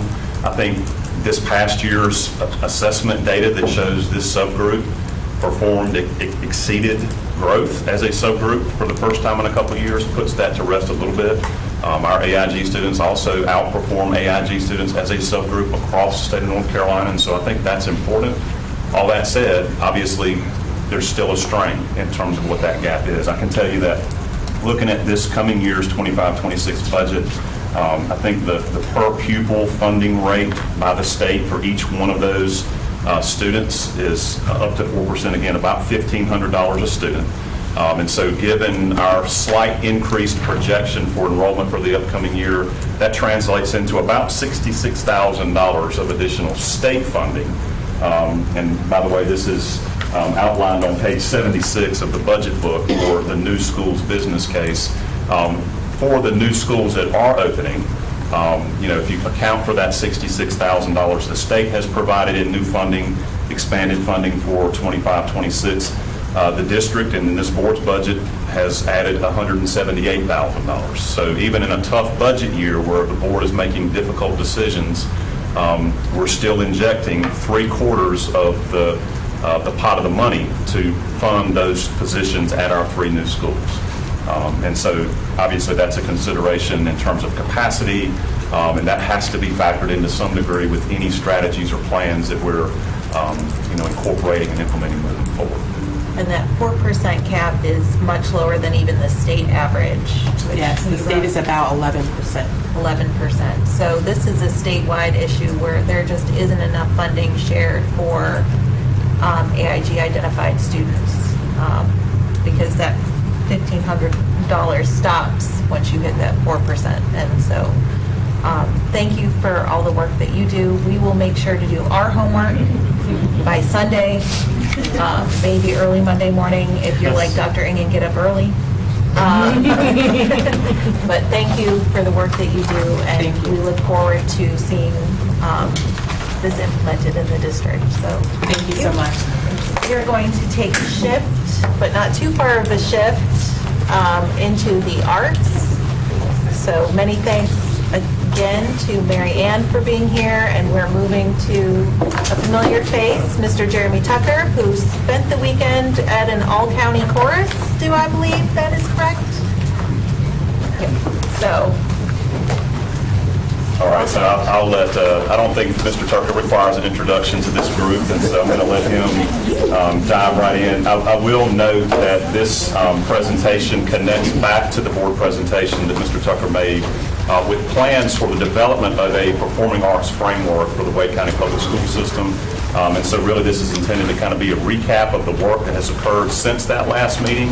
And in the end, ultimately, while we're not seeking formal board approval per se, we certainly want to get the board's feedback, clarifying questions, and an endorsement maybe to continue the work moving forward. So with that, I will turn it over to Mr. Tucker. Thank you, Mr. Cook. Again, I'm really excited to share some of the insights and survey data analysis that we've received. We'll look today at the framework development, at some of the survey data, and then also the strategic direction and goals that our committee has put together for you to review. As Drew said, it is no secret to us that priority 1 and 2 in our district strategic plan is heavy in visual and performing arts, and we are closely aligned with that, especially in priority 1, where you, the board, designate fine arts as a core subject area. And so first up, I wanted to just take a second to tell you that when we started this work, we wanted to ensure that there was equitable, high-quality arts instruction for every student across the district. We also wanted to create a unified pathway for learning in visual art, music, dance, and theater arts. This initiative was grounded in the belief that arts are truly essential for every child to access a well-rounded education. And so I'm really grateful to Mr. Cook, Dr. Taylor, who really prioritized the role of arts in student development, and all of you here at the Board of Education for your support and belief. This process brought together many teachers, administrators, and community members, as well as industry leaders, workforce economic experts, to plan and make this 3 to 5 year plan. The framework is really more than a curriculum guide. It's a commitment to access, creativity, and student voice. It truly lays the foundation for sustainable and meaningful growth in our arts programs and arts education. So when we began our planning, we started with a statement of purpose. It was really important to note that this was initiated by the support of Dr. Taylor, our superintendent. He asked us at our last meeting to review and strengthen the visual and performing arts here in Wake County Schools along with you. During the process, we clearly articulated our why through a unifying statement of purpose. It was to promote and advance arts education, but also to strengthen community collaboration, cultural connections through the arts. This framework aims to expand and redefine arts instruction. That includes broadening access to arts programs, improving quality teaching and learning, and increase equitable distribution of resources to arts education. You will notice as we move through that there are many common themes, such as partnerships and arts educators are truly the key to eliminating barriers for our students and families to access our programs. This plan is about parity, creativity, and sustainable growth in arts education. As we move through the planning process, one of the most important insights to emerge from our stakeholder meetings was clear identification of 2 populations that our framework was designed to impact, and those, to no surprise of any of you here, are students and educators. This helped us sharpen our focus and define targeted outcomes. And so what does that mean first for students? Clearly defining what access to arts courses and participation should look like across K-12. Addressing pathway gaps, particularly in middle and high school, so that students can build meaningful and sequential experiences in arts education.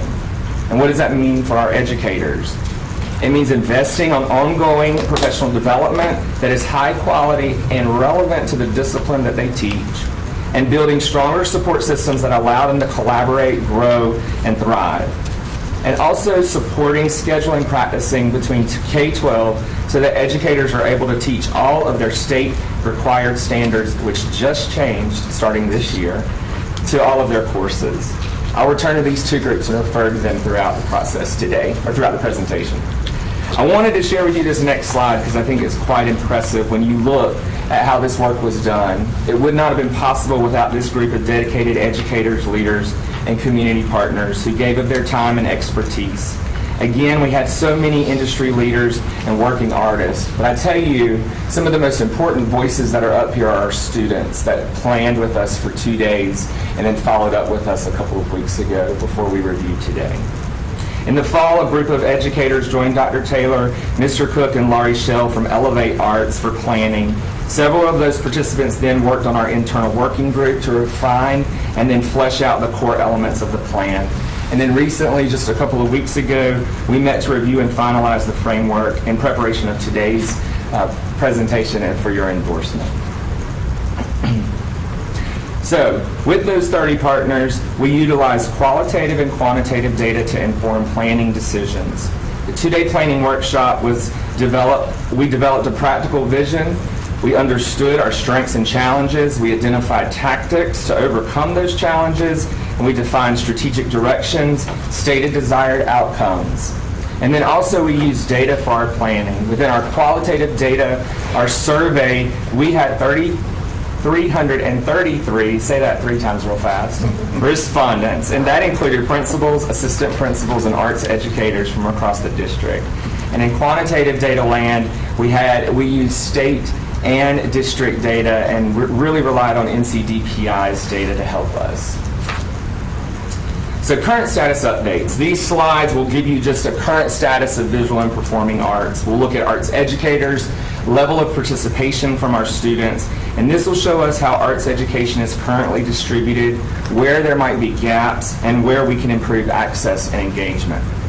So on the first slide, you'll see sheer numbers of teachers within Wake County schools that teach in the 4 subject areas. So you have music and visual arts, and then theater and dance. In this next slide, you'll note that we have a collective of around 667 arts educators that drive our mission. That assembly comprises of around 285 elementary teachers, 170 middle school teachers, and then 212 high school teachers. Additionally, I think what's important is the graph on the right, which is 600 Singleton teachers that teach only their subject at their school. Next slide shows you a breakdown of content area and what courses are, some of the courses that may be offered within those content areas. I'll just highlight that in our district, 56% of our students are enrolled in music courses, 55% are in a visual art course, 8% are in dance, and in theater arts we have about 9%. The graph on this slide shows an approximate distribution of arts across elementary, middle, and high schools in our district.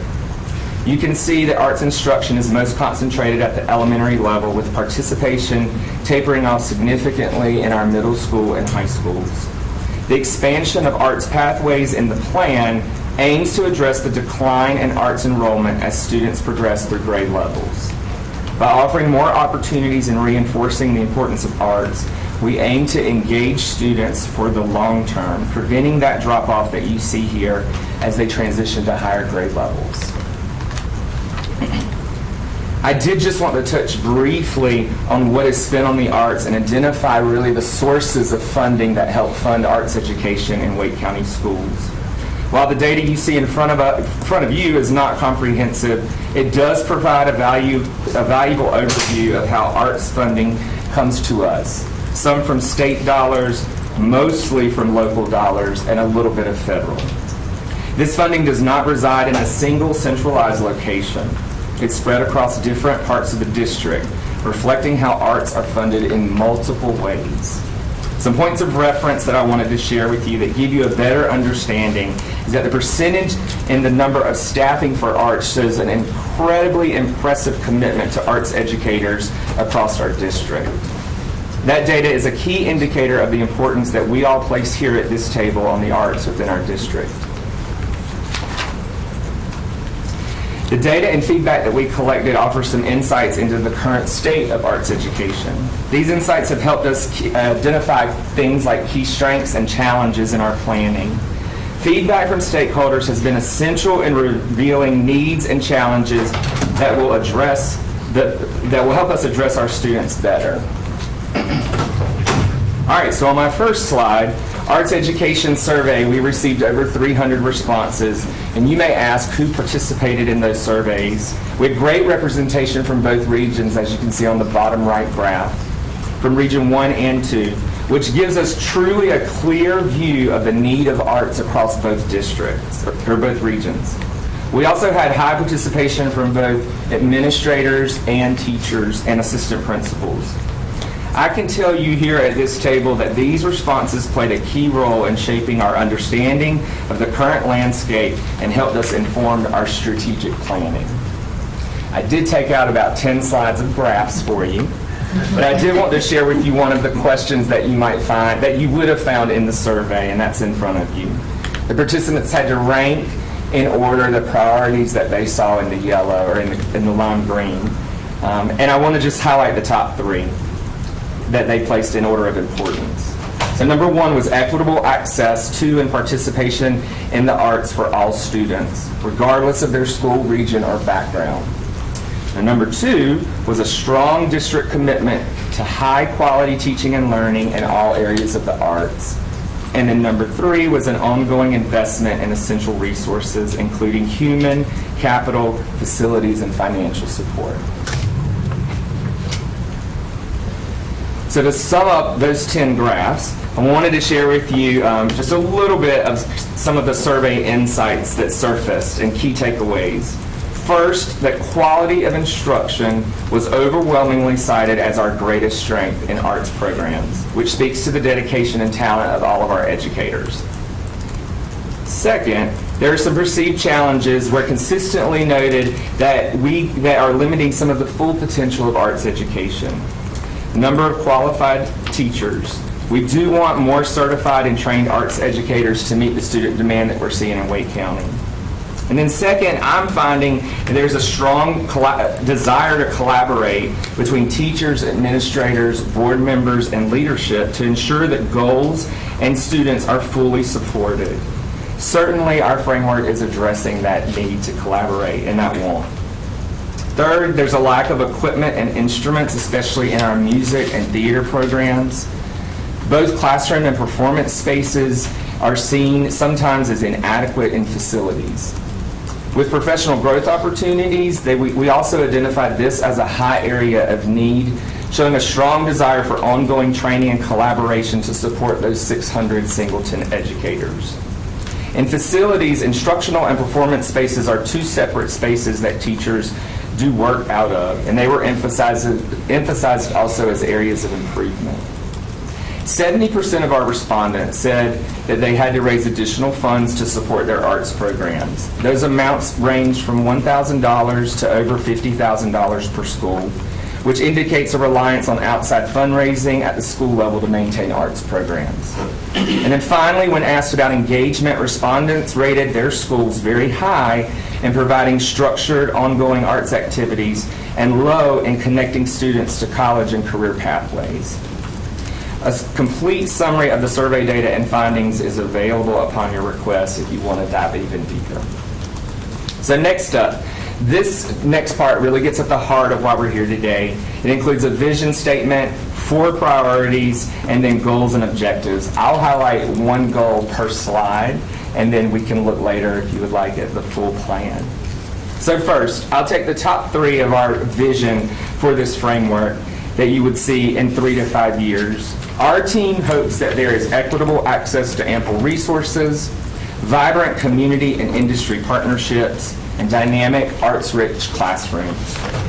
So as we look at strategic direction number 1, investing in human and physical resources, those goals include expanding student participation in the arts while providing a state-of-the-art facilities, equipment, and supplies for arts in all classrooms. And so on the right, these are just featured actions. These are not all the actions that you would find in the detailed plan. So I'll pull one of the featured actions and just highlight what that might look like for you in a school in 3 to 5 years. That sound good? All right. So I'll pull centralizing the purchasing and management of band instruments, which would create a district-wide instrument library that schools can access. That would dramatically increase student participation and remove a financial barrier for students. So for example, As you saw at the beginning of your committee meeting, in a Title I school, a child may want to join the band, but their family sees the instrument and realizes they can't afford it. With a centralized system, this school can then check out an instrument from within the district library and provide it to that student and school for the year, removing the cost obstacle. From a fiscal standpoint, centralization creates economies of scale so the district can buy in bulk, negotiate better pricing, and ensure consistent quality. Many of our larger districts, as our size, do have these systems in place already. By building our own district-wide instrument library, we're not just expanding access to music education, we do also reduce long-term costs and standardize quality and support schools. Number 2, strategic direction is aligning resources and leadership for growth. So goal number 1 is allocating equitable resources for the arts, aligning leadership with vision and goals for arts education. Number 3 is optimizing scheduling opportunities for students. And number 4 is using data for intentional growth. And so I'll pull from the right, let's pull scheduling task force. That would ensure that scheduling practices do not unintentionally block students from continuing in arts as they move from that elementary to middle school. You saw that drop off in that graph that we looked at. We would have a team that would analyze current master schedules and patterns and even identify some barriers. We'd even develop scheduling models that protect time for arts courses while still meeting the needs of academics, even the ones that our state continues to put on us as well. And then we would give guidelines to administrators and counselors that emphasize the value of continuing that participation and provide them tools so that those pathways aren't interrupted from elementary to middle school. Without intentional effort, students often drop out of arts programs not because of the lack of interest for signing up into middle school, but we're finding they often drop out of arts programs because their schedule does not allow them to take a course. Ultimately, that supports student engagement, builds arts program sustainability, and helps us meet our goal to ensure equitable access to a full and rich curriculum in Wake County. On strategic direction number 3, educating essential partners on the value of arts, goal number 1 is cultivating funding resources, and goal number 2 is building community support. I can tell you that we have some of the strongest community partnerships in Wake County, and they help coordinate, expand, and sustain high-quality arts opportunities across our district. One of the examples is the United Arts Council, which already provides over 200 of our schools artist in residency programs. They also have a robust teaching artist programs that bring the artists into classrooms to lead standards-based arts experiences. And they are also partnering with us to add professional development workshops for all teachers, arts educators, and any teacher in the district that are designed to address arts integration. So that's not just for arts teachers, but for classroom teachers as well. Our framework will look at maximizing partnerships along with other community partners so that we can help serve kids across the entire district.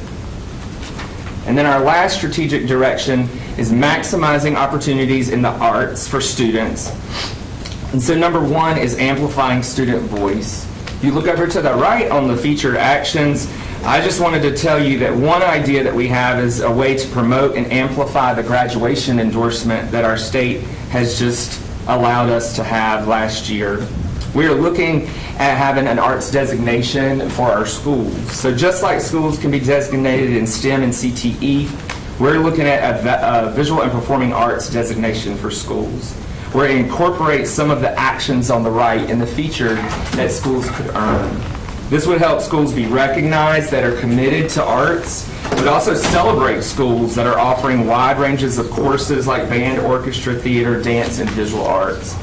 It will acknowledge co-curricular and extracurricular opportunities at schools, and it will include indicators such as number of courses, student participation, percent of arts endorsements that are being earned at the high school level, and also what community engagement might look like through the arts at the school.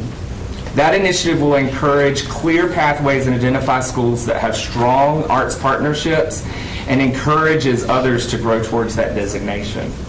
The other thing I wanted to touch on, because we brought it out in the introduction, was student voice, and it was so important in the planning process. we are looking at having a Wake County Schools Student Arts Advisory Panel. And that platform would help students advocate for arts education while sharing their experiences and ideas, and then collaborating with district leaders to help shape the future of arts programming. So as we look at our timeline, just want to touch on that this is a 3 to 5 year framework. It is a vast framework, and it's right here, the whole framework.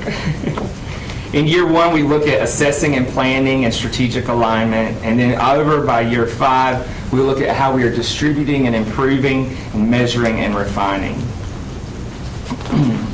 To close and open for questions and comments, I just want to tell you that the framework is truly a long-term vision to ensure that all students in Wake County have access to high-quality arts education with the support that they need to thrive. I would just say thank you to each of you. Thank you for your commitment here at this table, for fostering creativity and engagement through the arts, and also for your continued support as we move this work forward. And again, as Drew said, we're hoping to get your endorsement. All right, what questions do we have for Mr. Tucker? Mr. Hershey, Ms. Gordon, and then Dr. Eng. Early in the slide when you talked about funding, I saw Title I funding. We just had a conversation about Title I funding, and I'm wondering if there's some concern about that being impacted, and that maybe can, if Dr. Robinson wants that to be a later on question, that can be fine, if you heard it. Let's make that only go request. Got it. All right. This is fantastic, by the way. Quick follow-up. Yeah. So you have my full support, of course. I do have a couple questions about, not in this moment, but maybe at a later time, about the endorsement idea for high schools, and does that have the potential to detract from some schools, and some schools are already at a certain level, and I just want to make sure that our schools are balanced versus one being way up here in arts and then one maybe not. And also, do we have any data around performance in school tied to being involved in the arts? We do, and I'm happy to share that with you. That would be great, because I'm looking at It's positive, by the way. the decline, and how do we then, I'm excited to see how we get those middle school numbers up, and then those high school numbers up, and show the correlation between staying in the arts and improved academics. There's always a positive correlation in scores, but then what's really impressive is absentee rates. If students are in arts courses in middle and high, they always are at school. And that's what the data shows. Yeah. Awesome. Mr. Hershey, I could quickly address the Title I piece, but when you look at that slide, they talk about arts partnerships. That's something that would be funded probably directly by a school or the district office, and so where Title I funding goes up and down, it could be impacted. But under the staff salaries, normally that's just going to be a reflection of if the art teacher is one of the lower paid teachers in the school, then they would pay it out of Title I. And so that's where you will see that reflected in the staff funding that you would see. Ms. Gordon and the Dr. Eng. Yes, thank you. Thank you for this amazing presentation, especially around the strategic directions and being able to pull out like those featured actions and what really diving deeper into like what it would actually look like in a school. I also wanted to say that I think there's a lot of opportunity in what Mr. Hershey was saying around Title I funding in the arts, and especially now that you highlighted absenteeism. I think all of those things go together, and there's a great opportunity for us to make some really great improvements around Title I schools, especially given the presentation that we were just given. But my question is, you spoke about the United Arts Council. How do schools, can you speak more on how schools get involved with the United Arts Council? Because I know, given my experience, at one school it was more PTA driven, and then at another school they already had a relationship set up with the Arts Council. So how does a school actually get involved with with the Arts Council? One of the programs, and the most robust program they offer, is the Artists in Schools program. And it's free to the school. They just have to attend an expo where they have it'll be in August at Enloe this year, where they have 200 booths set up where you can visit each artist and see demonstrations. They just have to have a representative from that school attend the expo. And then they receive a residency one time throughout that year. And it could be somebody from, to your point, PTA, but I've also seen administrators or teachers, parents that are on committees at PTA just go so that they have seen some of the artists before they select what might, connect to the curriculum that they're already working on or want to focus on at the school. So the school would have to be giving the information, like to know about it? Yeah, and we share that out with all of our principals on that opportunity to attend the expo. And that's one of many. And in a couple of weeks, they're offering arts integration, professional development for teachers for $5. So they are really one of our strongest partners with arts. Thank you. Yeah. Thank you, Ms. Gordon. Dr. Ng? Thank you, Mr. Tucker. As a person who, growing up, I didn't have the money for an instrument. I think that the instrument library is going to be a great asset, and I wonder whether that drop-off in participation through middle school and high school is because of one of the factors may be the cost of actually being involved in the arts, and then maybe just the kind of the conflicts in terms of competing interests or other activities that are going on in their lives, but also just that lack of funding or being able to afford the affordability of being in the arts. So I can tell you that our principals and teachers in our middle schools do everything they can to help remove that barrier at each school. And I do think, student choice in middle school is important, and what their interest is. Also, we have 100% in music and visual art at the elementary, right? And so we will not get 100, but we do see when we were asking that one of those barriers really are scheduling, and that doesn't cost anything. And so I think it's not telling a school what a master schedule should look like.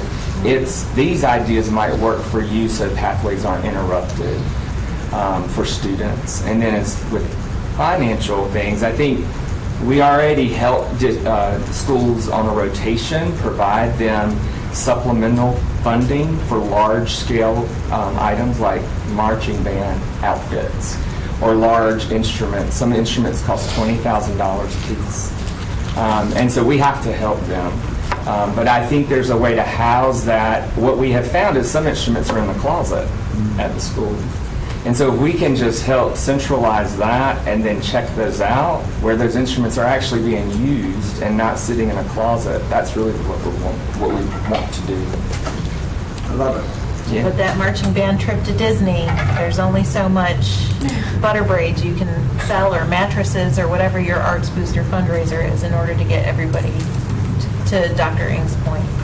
Any further questions for Mr. Tucker? Ms. Caulfield? I just have a question in reference to your centralized purchasing. How would that, just overall, obviously there's a lot of details, but you have a lot of instruments, uniforms, just so much stuff. Is that going to be stored per class? Because you mentioned having an instrument library. Yeah, so I'll tell you what, the vision would be very high level, and it would just be instruments. So most schools are going to pick their uniform and customize it to their color and logo. And we have models throughout the country of districts that are already kind of doing a centralized checkout system. We have a facility that we can already store some of those. But I don't know that it would be as unreachable as it might sound at this table. It's almost like a sharing and also purchasing. So it's not just we're going to purchase a lot of new instruments and share them. Yeah, I was curious because Yeah. I know that it could not only get very expensive, but very the space for it. Yeah.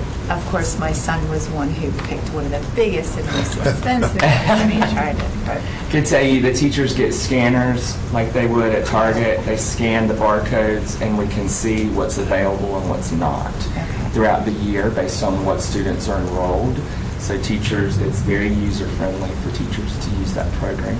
okay, thank We you. And I have just Micro wanted to be Machines really... follow-ups from Mr. Hershey and Ms. Gordon, because we only have 30 seconds left. We are doing, facilities is working on like a 20-year plan, and I want to make sure that as you talk about having a instrument library. Micro Machines. It's a space. Have you weighed in, and if you haven't, please do to the facilities team that you need that. Thank you. Super quick. Can you repeat what you just said about scheduling, please? In what form? You stated when schools are told what their schedule should be. I think that, and we don't tell schools how scheduling should be. Right. What we find in that drop-off from elementary to middle is there's huge drop-off. And one of the things our students are telling us is that they don't have time to take those arts courses. We want to help provide examples and pathways for them to be able to take those courses through middle and high school. And we are going to adjourn there. Thank you. Thank you so much.